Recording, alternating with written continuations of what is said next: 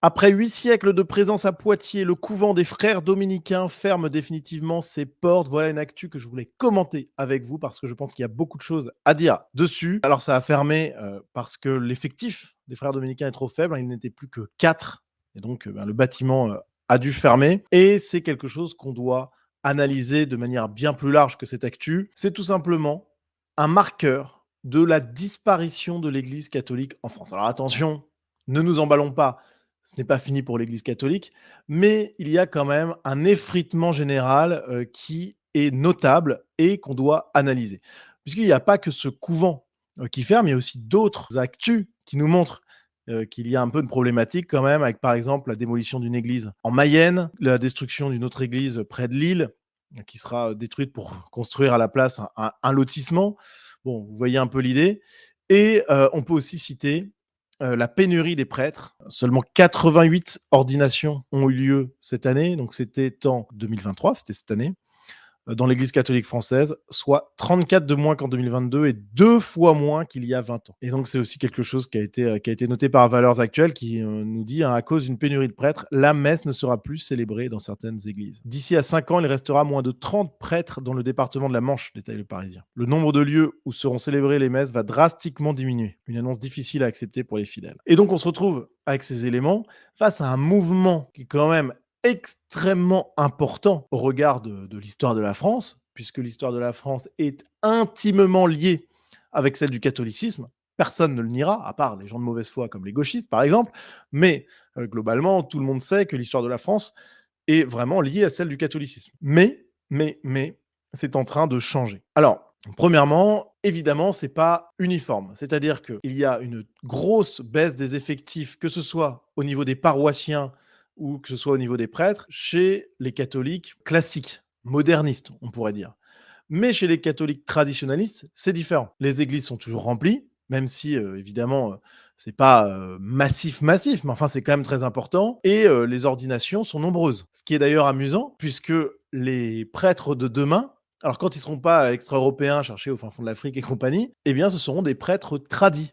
Donc ça, c'est intéressant à noter. Donc on a quand même effectivement une vitalité qui existe chez les catholiques traditionnalistes, je vais pas le nier. Est-ce que ça suffira à sauver l'Église catholique tout entière en France? J'ai de très forts doutes. Voilà. Ce qui est certain en tout cas, c'est que ce genre d'articles qu'on voit passer, donc le couvent des frères dominicains qui ferme, la démolition d'une église, puis d'une autre, la pénurie des prêtres, etc., ça doit nous inspirer quelque chose qui ne doit pas être de l'ordre de la pleurnicherie. Voilà. On doit arrêter de se lamenter.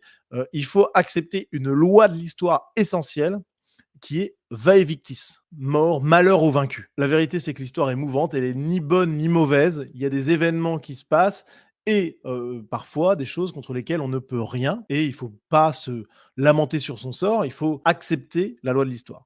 Est-ce que c'est ce qui va se passer avec l'Église catholique? Est-ce que sa disparition est une loi de l'histoire? Je n'en sais rien. Je ne vais pas me faire un faux prophète là-dessus.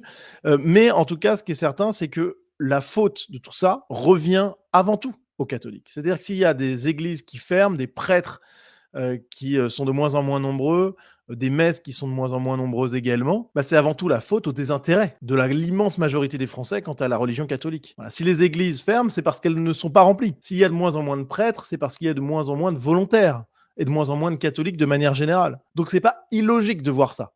C'est très triste, à plus d'un égard, j'en conviens, mais c'est aussi tout à fait normal, tout à fait logique, tout à fait compréhensible. On peut vouloir se battre contre tout ça, pas de problème, mais par contre, ça sert à rien de rejeter la faute sur l'État, etc., etc. La faute, elle incombe aux catholiques qui doivent se réveiller s'ils veulent voir leur religion perdurer. Et je suis pas certain que cette espèce de retour à la foi, un peu mystique, un peu enfiévré, qu'on voit beaucoup à droite, soit vraiment la solution à tout ça. Je pense qu'il y a tout un mouvement, effectivement, qui est visible, de gens qui se font baptiser, militent pour le retour du Christ roi, etc. Bon, avec des grandes phrases, grandes envolées lyriques et tout.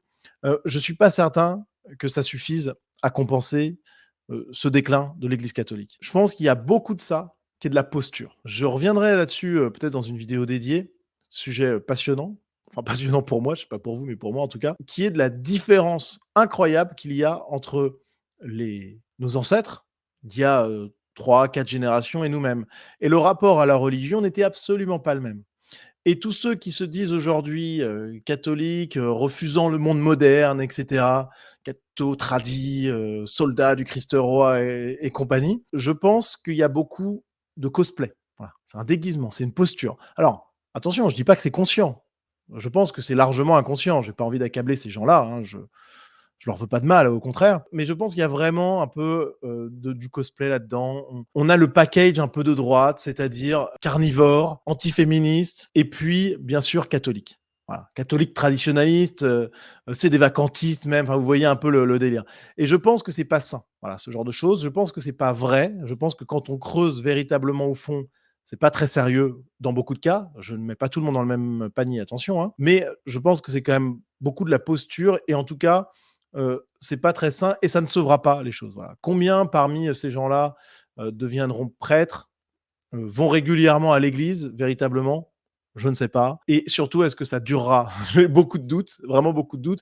Et est-ce que ça durera jusqu'à leurs enfants? Là, j'ai encore plus de doutes. Voilà, j'ai pas envie d'accabler les catholiques traditionnalistes, j'ai pas envie d'accabler les catholiques tout court. Je note juste qu'il y a un grand mouvement de déchristianisation de la société, d'effritement appuyé de la religion catholique dans le pays, que ce soit donc par la fermeture de structures type couvent des dominicains, type destruction d'églises. Il semble bien que la religion catholique soit sur le déclin. Alors je ne suis pas catholique moi-même, je ne me sens pas d'affinité particulière avec cette religion, même si j'estime grandement la place qu'elle a occupée dans l'histoire de France et qu'elle occupe toujours, hein. J'estime aussi la grandeur des réalisations permises par cette religion. Donc là, il n'y a pas de souci. Maintenant, est-ce que c'est nécessairement une mauvaise chose? Je n'en sais rien. Moi, j'ai tendance vraiment à me rattacher à cette chose-là, vae victis. En tout cas, moi, je ne vais pas m'inventer une âme de conquistador du 21e siècle, alors que je ne crois pas à tout ça. Mais par contre, j'aimerais que les gens qui regardent cette vidéo, plutôt que de s'énerver un peu dans le vide, un peu sans trop savoir pourquoi,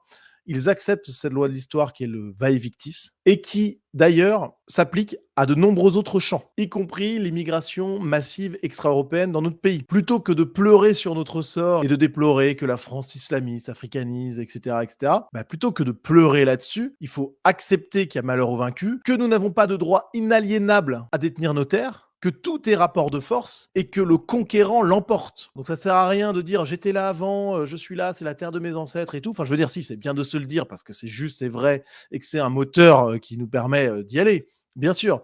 Mais c'est pas parce que c'était la terre de nos ancêtres que ça sera la terre de nos descendants.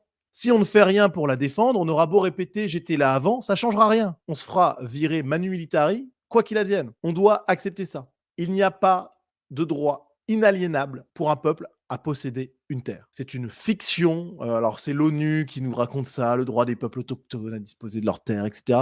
Tout ça, c'est de la fiction moderne qui n'a pas de sens. En réalité, il n'y a que le rapport de force qui prime dans ce genre de situation. Alors, pas de manière, rapport de force très dur, hein, viril, militaire, etc., dans la chute de l'Église, mais c'est quand même un rapport de force. Et dans le cas de l'immigration extra-européenne en France, bah, c'est un rapport de force. Alors là, très clair pour le coup. Et on ne doit pas pleurer. On doit agir. Voilà, j'espère que cette vidéo vous a plu. Si c'est le cas, eh bien n'hésitez pas à soutenir mon travail. Vous avez le lien Tipeee en description. Vous arrivez sur cette page et vous pouvez donner mensuellement, ce qui vous donne le droit, à partir de 5 euros par mois, à du contenu exclusif, des vidéos dédiées pour vous, soutien de Sunrise. Donc allez voir tout ça. N'hésitez pas à soutenir mon travail pour que je produise de plus en plus de contenu et avec de plus en plus de qualité. Voilà. Écoutez les amis, merci à vous et à très vite.